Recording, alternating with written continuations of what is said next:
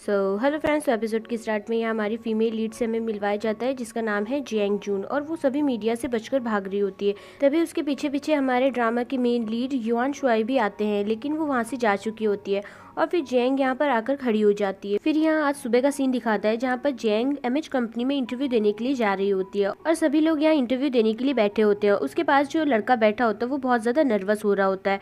तभी जियांग उससे कहती है कि तुम्हारा शर्ट का स्पेयर बटन मुझे दो, और फिर वो उसे निकाल के देता है। तभी जियांग उस बटन को ले जाकर पेड़ की मिट्टी में डाल देती है और फिर उसको आके कहती है कि माया पीपल्स कहते हैं कि अगर हम अपना बटन मिट्टी में डाल देते हैं तो माया पीपल्स हमें ब्लेस करते हैं। यही बात पीछे बैठी लड़की सुन रही होती है और फिर वो जियांग से कहती है कि क्या आपने इसे जो कहा वो सच है।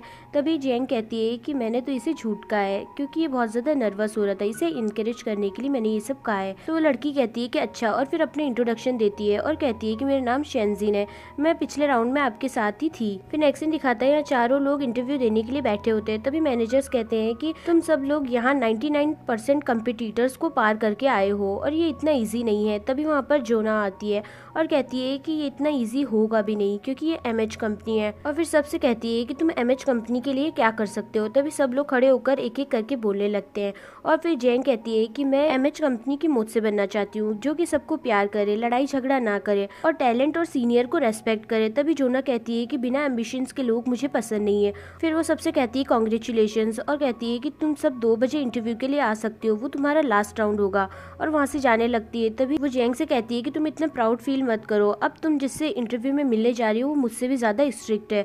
और फिर नेक्स्ट सीन दिखाता है यहाँ युआन शुआई का, जहाँ पर उसका असिस्टेंट कहता है कि अगर हमने जल्द से जल्द कुछ नहीं किया तो जीई कंपनी सारे स्टॉक्स खरीद लेगी। फिर हमें यहाँ मिस्टर डू से मिलवाया जाता है जो कि जीई कंपनी के एग्जीक्यूटिव डायरेक्टर है और सभी स्टॉक लेने की तैयारी कर रहे होते हैं। लेकिन तभी उन्हें पता चलता है कि एमएच कंपनी ऑलरेडी ये कर चुकी है और ये सुनकर उन्हें बहुत गुस्सा आता है। वहीं दूसरी तरफ हमारे मेन लीड युआन शुआई जो कि एमएच कंपनी के एग्जीक्यूटिव डायरेक्टर है, वो कहते हैं कि अब सब कुछ ठीक हो गया ना। तो उसका असिस्टेंट कहता है कि आपकी स्ट्रेटेजी तो बहुत अमेजिंग है। तो युआन कहता है कि ठीक है, अब तुम जाओ और मुझे सोने दो। फिर नेक्स्ट सीन दिखाता है जहाँ जोना युआन के पास आती है और कहती है कि मैं आज BUI इन्वेस्टमेंट पार्टी में जा रही हूँ, तो उसके लिए ड्रेस कैसी लग रही है। तभी युआन कहता है कि बहुत अच्छी लग रही है। फिर जोना कहती है कि आज पार्टी में फ्रेंच चाइनीज के सबसे अमीर बिजनेस टाइकून डिंग टियान वहाँ पर आएंगे, तो क्या तुम मेरा पार्टनर बन के वहाँ पर चलोगे। तो युआन कहता है कि तुम्हें क्या लगता है। तो वो कहती है कि मुझे पता है कि तुम मुझे रिजेक्ट ही करोगे, इसलिए मुझे बुरा नहीं लगेगा। फिर युआन कहता है कि डिंग टियान आज सिर्फ एक दिन के लिए यहाँ पर है और उनके पास में बहुत सारे लोग होंगे, तो तुम उनके अटेंशन कैसे पाओगे। और फिर कहता है कि चलो ठीक है, मैं बताता हूँ, और फिर उसके बैग पर जाके कुछ लिखने लगता है। तो जोना कहती है कि ये तुम क्या कर रहे हो। तो युआन कहता है कि मैं उनकी वाइफ का नाम अरेबिक लैंग्वेज में लिख रहा हूँ ताकि तुम उनके अटेंशन पा सको। तभी जोना कहती है कि तुम कितने स्मार्ट हो, और फिर उसे एक फाइल देती है जिसमें इंटरव्यू देने वालों की डिटेल्स होती है। फिर युआन उनका रिज्यूमे देखने लगता है। तभी उसको जियांग दिखती है और उसे देखकर वो शॉक्ड हो जाता है। तभी जोना कहती है कि ये बहुत इंटरेस्टिंग है, ये खुद को मौत से बताती है। तभी युआन जियांग के रिज्यूमे के नीचे एक शिप बनी हुई देखता है और उसे देखकर हंसने लग जाता है। फिर वो जोना से कहता है कि तुम अपनी तैयारी करो, मैं इंटरव्यू लेने जा रहा हूँ। और फिर नेक्स्ट सीन दिखाता है यहाँ जियांग एमएच कंपनी में आती है इंटरव्यू देने के लिए। तभी उसकी फ्रेंड का कॉल आता है और वो कहती है कि तुमने 4 राउंड पार कर लिए, अब लास्ट राउंड में मुझे विश्वास है कि तुम पार कर लोगी, और उसे ऑल द बेस्ट कहती है। फिर जियांग अंदर जाती है मीटिंग के लिए। फिर युआन मीटिंग में आता है और सभी से कहता है कि हमें येनशेंग पावर्स स्टॉक खरीदने चाहिए कि नहीं, मुझे जल्दी से एनालाइज करके बताओ। तभी जियांग उसे देखने लगती है और उसे देखकर शॉक्ड हो जाती है। वहीं दूसरे मेंबर सभी कहते हैं कि येनशेंग पावर्स स्टॉक खरीदने से हमें बहुत ज्यादा प्रॉफिट होगा। तभी जियांग कहती है कि नहीं, हमें इसमें बहुत ज्यादा लॉस होगा, और फिर बताती है कि 3 साल से येनशेंग पावर स्टॉक लॉस में ही जा रही है, इसलिए हमें रिस्क नहीं लेना चाहिए। तभी युआन कहता है कि बिजनेस में सबसे इम्पोर्टेंट प्रॉफिट और रिस्क ही होता है, और फिर कहता है कि मुझे रिक्रूटर्स वॉल्फ की तरह चाहिए, ना कि शिप की तरह। तो आज के इंटरव्यू का मतलब यही है कि वॉल्फ यहाँ पर रहेंगे और शिप यहाँ से जाएंगे। फिर नेक्स्ट सीन दिखाता है यहाँ जियांग एमएच कंपनी से जा रही होती है। तभी उसके हील की वजह से उसके पैर में उसे हर्ट होता है और यही सब युआन खड़े खड़े ऊपर से देख रहा होता है। फिर जियांग जा रही होती है, तभी युआन उसे पीछे से क्राइंग गर्ल कहकर बुलाता है और फिर वो दोनों एक दूसरे को देखने लगते हैं लेकिन कुछ भी नहीं कहते, और फिर जियांग वहाँ से चली जाती है। फिर जियांग बाहर आती है और बहुत ज्यादा फ्रस्ट्रेट हुई होती है। तभी युआन का असिस्टेंट उसके पास आता है और उसे बैंडेज देता है और कहता है कि ये तुम्हारे लिए युआन ने भेजा है आज की ट्रिप की यादगार के लिए। तभी जैंग कहती है कि क्या मैं तुम्हारा फोन यूज कर सकती हूँ, क्योंकि मुझे उन्हें थैंक यू बोलना है। और फिर वो फोन लेती है और उसमें रिकॉर्डिंग करती है और कहती है कि मिस्टर युआन वेट एंड सी, मैं हार नहीं मानने वाली। और फिर उस पे बैंडेज लगाकर दे देती है। फिर युआन उसकी रिकॉर्डिंग सुनता है। तभी उसका असिस्टेंट कहता है कि ये तो बहुत अच्छी लड़की है,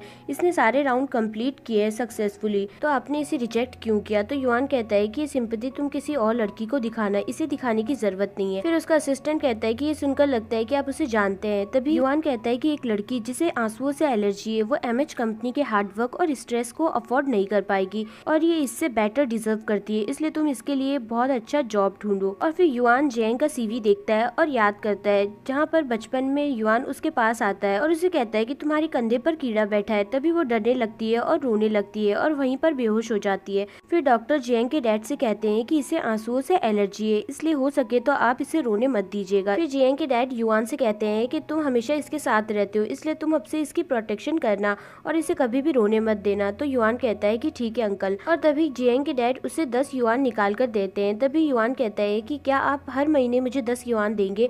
तो जैंग के डैड कहते हैं कि हाँ, और यही सब जैंग देख रही होती है। फिर नेक्स्ट सीन दिखाते हैं जैंग की फ्रेंड उसे कहती है कि क्या जिसने तुम्हारा इंटरव्यू लिया वो तुम्हारा बचपन का दोस्त है जो कि तुम्हारे डैड से रिश्वत लिया करता था तुम्हें प्रोटेक्ट करने के लिए। तो जैंग कहती है कि वो मेरा फ्रेंड नहीं है, वो एक ठग है। और फिर कहती है कि वो मेरी प्रोटेक्शन के बहाने से मेरे डैड से पैसे लिया करता था और मैं एलिमेंट्री स्कूल से हाई स्कूल तक उसके साथ पढ़ी हूँ, लेकिन फिर उसने मेरे साथ ऐसा कुछ किया कि मैं उससे नफरत करने लग गई। और फिर कहती है कि आई स्वेयर मैंने आज बहुत अच्छा इंटरव्यू दिया, लेकिन उसने जानबूझकर मुझे रिजेक्ट किया है। तभी उसे वी चैट पर एक फ्रेंड रिक्वेस्ट आती है जिसमें लिखा होता है हेलो मैं वायस हूँ। फिर जैंग उसकी फ्रेंड रिक्वेस्ट एक्सेप्ट कर लेती है और वो वायस और कोई नहीं युआन शुआई होता है। और वो देखता है कि जैंग ने उसकी फ्रेंड रिक्वेस्ट एक्सेप्ट कर ली है और बहुत ज्यादा खुश होता है।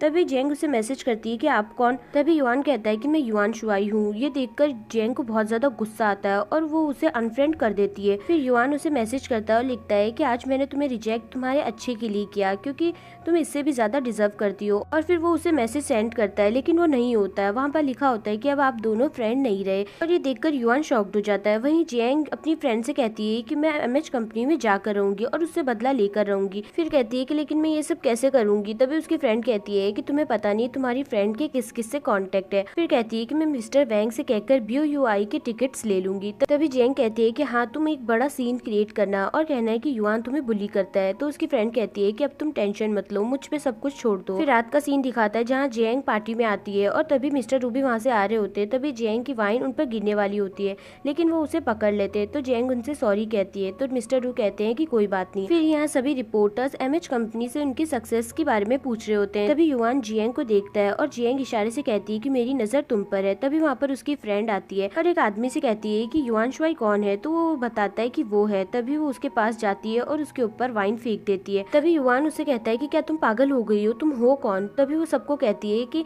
आप सब लोग ने देखा ये मुझे पहचान भी नहीं रहा है। और फिर युआन से कहती है कि तुम मुझे हमेशा स्वीटहार्ट बेबी कहकर बुलाया करते थे, अब तुम मुझे भूल चुके हो। और फिर एक्टिंग करती है और रोने लगती है। यही सब देखकर जैंग हंस रही होती है और तभी युआन उसे हंसते हुए देख लेता है और सब कुछ समझ जाता है। फिर वो जैंग की फ्रेंड को खड़ा करता है और कहता है कि ठीक है तुमने मुझे कहा कि मैं तुम्हारा बॉयफ्रेंड हूँ, क्या तुम्हें ये पता है कि मेरा फोन नंबर क्या है, मेरा एड्रेस क्या है, मेरी डेट ऑफ बर्थ क्या है। और ये सुनकर वो उसे देखने लगती है। तभी युआन कहता है कि इस लेडी को कुछ नहीं पता, लेकिन गर्लफ्रेंड की बात चल ही रही है तो मैं आप सबको बता दूं कि मेरी गर्लफ्रेंड यहीं पर है।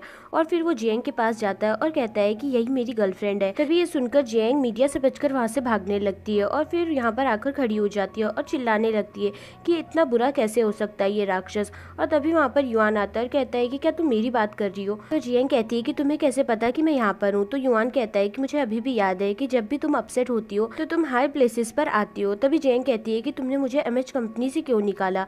तो युआन कहता है कि मैंने तुम्हारी भलाई के लिए किया है। तो जैंग कहती है कि तुम मेरी भलाई की बात ना करो तो बेहतर है, क्योंकि तुम मेरे लिए एक डरावने सपने की तरह हो। और फिर यहाँ पर उनके हाई स्कूल का दिखाता है जहाँ पर जैंग माई चाइनीज हार्ट पर स्पीच दे रही होती है, लेकिन उससे कुछ भी नहीं बोला जाता है। तभी सभी लोग उस पर हंसने लगते हैं और कहते हैं कि अगर तुमसे नहीं हो रहा है तो तुम नीचे आ जाओ। और यही सब देखकर जैंग रोने लगती है और उसकी एलर्जी की वजह से वो वहाँ पर गिर जाती है और बेहोश हो जाती है। तभी उसके पास युआन आता है और कहता है कि देखो तुम्हारी स्क्रिप्ट मेरे पास है, ये कहीं भी खोई नहीं है, इसलिए तुम परेशान मत हो। तभी जेंग कहती है कि क्या इसका मतलब वो तुम थे? और फिर यहाँ दिखाता है, जेंग कहती है कि तुम्हारी वजह से उस इंसिडेंट के बाद मेरे डैड ने मेरे ट्रांसफर दूसरी स्कूल में करवा दिया और अब तुम चाहते हो कि तुम मुझे एमएच कंपनी से भी बाहर निकाल दो। तभी युआन कहता है कि मैं ऐसा नहीं चाहता, मैं तुम्हारी भलाई के लिए ये सब कह रहा हूँ, क्योंकि एमएच कंपनी में बहुत ज्यादा हार्डवर्क और स्ट्रेस वर्क होता है और वो तुमसे अफोर्ड नहीं हो पाएगा तुम्हारी टीयर एलर्जी की वजह से। तो जेंग कहती है कि तुम्हें जो करना है तुम कर लो, लेकिन मैं हार नहीं मानूंगी और मैं एमएच कंपनी में आकर रहूंगी। फिर जेंग को वहाँ पर ठंड लगने लगती है तो युआन उसे अपना कोट उड़ाता है, तो जेंग उसे मना करने लगती है, लेकिन युआन उसे जबरदस्ती पहना देता है और फिर वहाँ से उसे लेकर जाने लगता है। तभी जेंग अपना हाथ छुड़वाने लगती है और इसी बीच वो नीचे गिरने ही वाली होती है। तभी युआन उसे पकड़ लेता है और उन दोनों की किस हो जाती है और तभी कोई उनके ऐसे फोटोज क्लिक करता है। तभी वहाँ पर मीडिया आ जाती है और युआन जेंग को अपने कोट से ढक लेता है और रिपोर्टर्स को कहता है कि अगर तुम लोग ने मेरी प्राइवेसी में इंटरफेयर किया तो मैं तुम्हारी पुलिस में रिपोर्ट करवा दूंगा, और फिर वहाँ से सबको जाने के लिए कहता है। फिर सबके जाने के बाद युआन जेंग को देखता है तो जेंग के रोने की वजह से उसको एलर्जी हो जाती है और फिर युआन उसे अपनी बाहों में उठाकर हॉस्पिटल लेकर जाता है। तभी वहाँ पर मिस्टर डू आते हैं और जेंग की गिरी हुई क्लिप को देखने लगते हैं। युआन जेंग को लेकर हॉस्पिटल आता है और फिर कुछ देर बाद वो जेंग के पास आता है और उसे देखने लगता है। फिर वो जेंग के मोबाइल से उसकी फ्रेंड ली को मैसेज करता है और कहता है कि मुझे यहाँ से आकर ले जाओ, और फिर अपने मोबाइल से उसका कोड स्कैन करता है और फिर अपना नाम उसके मोबाइल में सेव कर देता है और फिर स्माइल करने लगता है। कुछ देर बाद ली उसे देखने के लिए वहाँ पर आती है और दूर खड़ा होकर युआन उसे देख रहा होता है। फिर उनके स्कूल का सीन दिखाता है जहाँ पर जेंग एक बुक पढ़ रही होती है। तभी वहाँ पर युआन आता है और कहता है कि तुम क्या पढ़ रही हो, मुझे भी देखना है, लेकिन जेंग उसे देने से मना करती है, लेकिन फिर भी युआन उससे छीन लेता है और फिर पढ़ने लगता है और कहता है कि क्या तुम रोमांस नॉवल पढ़ रही हो। फिर जेंग उसे बुक लेने लगती है, लेकिन इसी बीच वो बुक फट जाती है और फिर जेंग रोने लगती है। तो युआन कहता है कि नहीं तुम रो नहीं सकती और फूंक मार के उसके आंसू सुखाने लगता है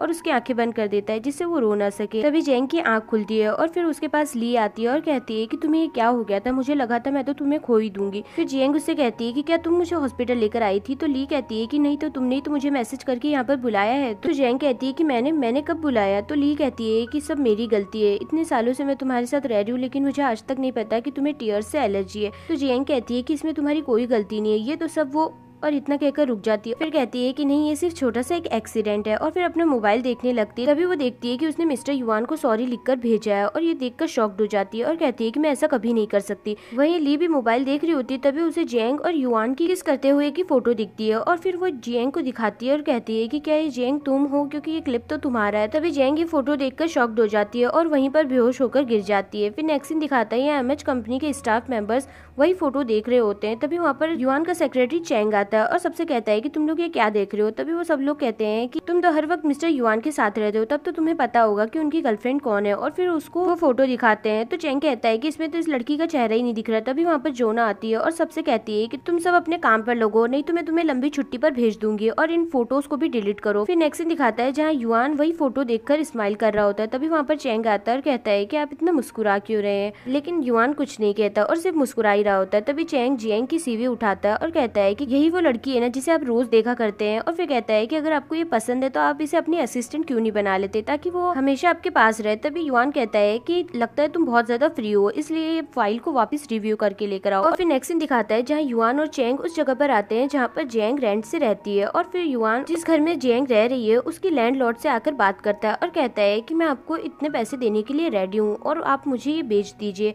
तो वो कहती है कि ठीक है, और फिर युआन अपने मैनेजर को कॉल करता है और कहता है कि तुम्हें लॉन्गटिन एरिया के अपार्टमेंट को रेंट पर देना है और इसके लिए तुम इंटरनेट पे पोस्ट डाल दो और उसका रेंट सिर्फ 7,000 ही होना चाहिए और तुम्हें सिर्फ उसे एक ही इंसान को रेंट पर देना है। फिर नेक्स्ट सीन दिखाता है जहाँ युआन जा रहा होता है। तभी जेंग उसके पास आती है और कहती है कि ये लो तुम्हारे कपड़े, और फिर उसे मोबाइल में दिखाती है कि जो मैंने यंगचेन कंपनी के बारे में बताया था वो सब सही था और बेवजह तुमने मुझे रिजेक्ट कर दिया। तो युआन कहता है कि तुम एमएच कंपनी में फिट नहीं होती हो। तो जेंग कहती है कि ये इम्पॉसिबल है। तो युआन कहता है कि ठीक है, फिर मैं तुम्हें एक और मौका देता हूँ खुद को साबित करने के लिए। फिर नेक्स्ट सीन दिखाता है जहाँ युआन जेंग से ड्रेस सेलेक्ट करवा रहा होता है लेकिन वो कोई भी सेलेक्ट नहीं कर पा रही होती है और फिर मन में कहती है कि ये सिर्फ मुझसे ड्रेसेस ट्राई करवा रहा है और कुछ खरीदेगा नहीं। फिर युआन जेंग से कहता है कि तुम इस टेस्ट में फेल हो गई। तो जेंग कहती है कि एक ऐसा टेस्ट था, तुम तो सिर्फ मुझे बेवकूफ बना रहे थे। तो युआन कहता है कि तुम साइकोलॉजिकली बहुत वीक हो और एमएच कंपनी को ऐसे लोग नहीं चाहिए। तो जेंग कहती है कि मैं एमएच कंपनी में आकर रहूंगी, तुम देख लेना। तो युआन कहता है कि कुछ लड़कियां होती है जो रो लेती है तो वो सब कुछ भूल जाती है, लेकिन तुम तो रो भी नहीं सकती क्योंकि तुम अपने आंसू अफोर्ड ही नहीं कर सकती। सकती। और फिर यहाँ पर उनका स्कूल का सीन दिखाता है जहाँ पर जियांग युआन से कहती है कि अब तुम मुझसे दूर चले जाओ, अब मुझे तुम्हें और नहीं देखना है और मुझसे अब कांटेक्ट करने की कोशिश मत करना। तो युआन कहता है कि तुम्हें हमेशा से लगा है कि मैं तुम्हें हमेशा बुली करता हूँ, लेकिन ऐसा नहीं है, लेकिन फिर भी फ्यूचर में अगर कोई तुम्हें बुली करे तो सहना मत और उसका जवाब देना और डट कर सामना करना। और फिर कहता है कि कुछ लड़कियां होती है जो रो कर ठीक हो जाती है, लेकिन तुम तो अपने आंसू भी अफोर्ड नहीं कर सकती, इसलिए तुम कभी भी मत रोना। तो जियांग कहती है कि तुम ही हो जिसने मुझे सबसे ज्यादा रुलाया है और फिर ये कहकर वहाँ से चली जाती है। फिर प्रेजेंट का दिखाता है जहाँ पर जियांग अपने घर आती है, तभी वहाँ की लैंडलॉर्ड भी वहाँ पर आती है और फिर जियांग से कहती है कि अब तुम ये घर खाली कर दो क्योंकि मेरा बेटा अब्रॉड से आ रहा है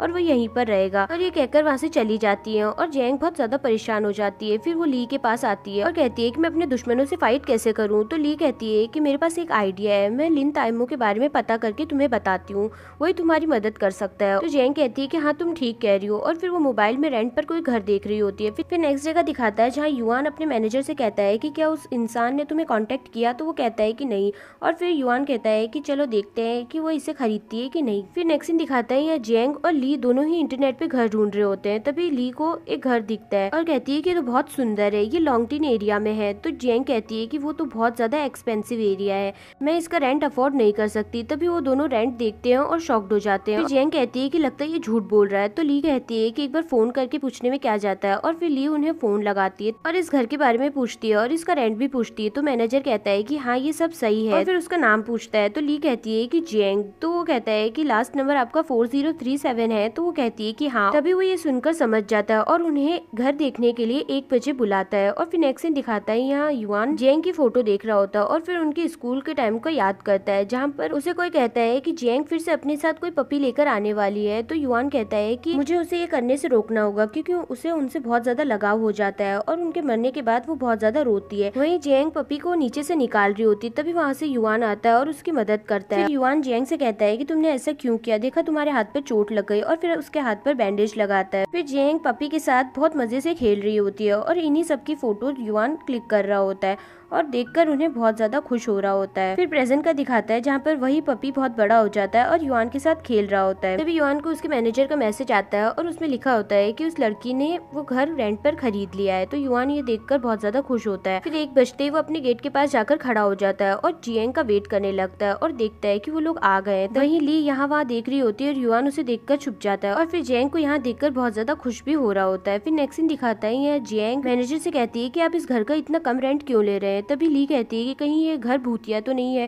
तो मैनेजर कहता है कि नहीं ऐसा कुछ नहीं है, इस घर के लैंडलॉर्ड बहुत ज्यादा हाइजीनिक है, इसलिए उन्हें हाइजीन लोग ही चाहिए, तो इसलिए रेंट कम मिलेगा तो भी चलेगा। तो ली जियांग से कहती है कि तब तो हमें यही रेंट पर लेना चाहिए। और तभी ली को मैसेज आता है जहाँ पे लिखा होता है कि लिन ताइमो लाइब्रेरी में है। तभी वो जियांग को ये सब बताती है और जियांग बहुत ज्यादा खुश होती है और वहाँ के लिए फटाफट निकल जाती है। फिर जियांग को इतनी जल्दी जाता देख युआन को लगता है कि क्या इसने ये रेंट पर नहीं खरीदा। फिर ली और मैनेजर भी वहाँ से जा रहे होते हैं, तभी युआन उन्हें पीछे से देखता है तो उसका मैनेजर उसे इशारा करके कहता है कि सब ओके है और ये देखकर युआन बहुत ज्यादा खुश हो जाता है। फिर नेक्स्ट सीन दिखाता है यहाँ जियांग लाइब्रेरी में आती है लेकिन रिसेप्शनिस्ट उसे जाने से मना कर देती है और कहती है कि अपॉइंटमेंट बिना आप नहीं जा सकते। तभी वहाँ पर मिस्टर डू भी आते हैं और जियांग को देखकर वो उसे लाइब्रेरी में जाने में मदद करते हैं। और फिर अंदर आने के बाद मिस्टर डू जियांग से कहते हैं कि क्या तुमने मुझे पहचाना नहीं, मैं वही हूँ जिस पर कॉकटेल पार्टी में तुम वाइन गिराने वाली थी। तो जियांग कहती है कि ओ हाँ, और फिर मिस्टर डू से बाय कहकर चले जाते हैं। फिर जियांग लिन ताइमो के पास आती है और कहती है कि मैंने IMH कंपनी में इंटरव्यू दिया था और मेरा इंटरव्यू बहुत अच्छा गया, लेकिन फिर भी कोई रीजन की वजह से उन्होंने मुझे रिजेक्ट कर दिया।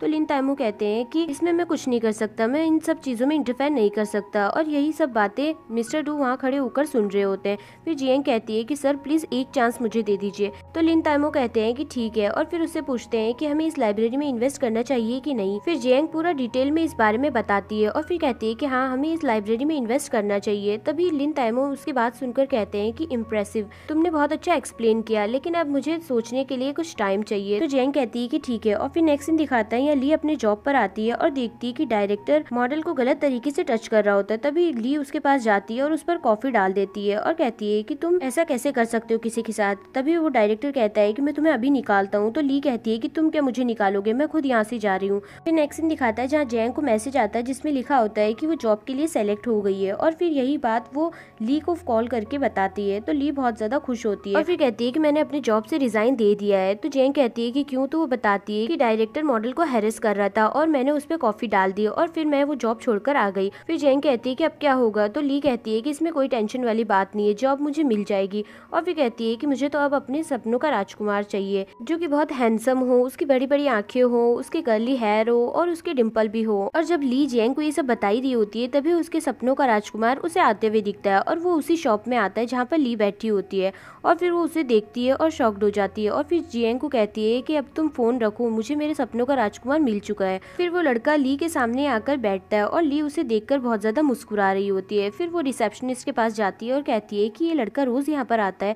तो वो कहती है कि हाँ, ये इंटरनेट के लिए यहाँ पर रोज आता है। तभी ली को एक पेपर दिखता है जिसपे लिखा होता है कि इस शॉप को 3 क्लर्क की जरूरत है और ये देखकर ली बहुत ज्यादा खुश हो जाती है। फिर नेक्स्ट यहाँ बहुत छोटा सा शॉट दिखाता है जहाँ पर मिस्टर डू और लिन ताइमो आमने सामने होते हैं लेकिन कुछ नहीं कहते। फिर नेक्स्ट सीन दिखाता है जहाँ जेंग अपने न्यू होम में शिफ्ट हो जाती है। तभी कोई उसके घर का डोर नॉक करता है और वो खोलने जाती है और देखती है कि वो और कोई नहीं युआन होता है, जिसे देखकर वो शॉक्ड हो जाती है और कहती है कि तुम्हें कैसे पता कि मैं यहाँ पर हूँ? तो युआन कहता है कि मैंने सुना कि मेरे घर के पास नेबर्स आए हैं तो मैं उन्हें हेलो कहने आया था, लेकिन मुझे नहीं पता था कि वो तुम हो। तभी जेंग कहती है कि अच्छा, तो अब मुझे पता चला कि इस घर का रेंट इतना कम क्यों है, क्योंकि इसका नेबर एक राक्षस है, इसलिए यहाँ पर कोई रहना नहीं चाहता। फिर युआन कहता है कि क्या अपने नेबर का तुम वेलकम नहीं करोगी? तभी जेंग उसका रास्ता रोकती है और कहती है कि बहुत रात हो चुकी है और मैं अजनबियों को घर में नहीं घुसाती और फिर उसको धक्का मारकर बाहर निकाल देती है। फिर युआन कहता है कि कोई बात नहीं, अभी बहुत टाइम पड़ा है। वहीं जेंग कहती है कि ये मैं कहाँ फंस गई। फिर एंड में उनके बचपन का सीन दिखाता है जहाँ पर युआन एक लड़के से जेंग के बाल खींचने के लिए कहता है और देखने लगता है कि अब वो क्या करेगी, लेकिन जेंग कुछ नहीं करती है और देखती है कि इस लड़के को युआन ने कहा है उसके बाल खींचने के लिए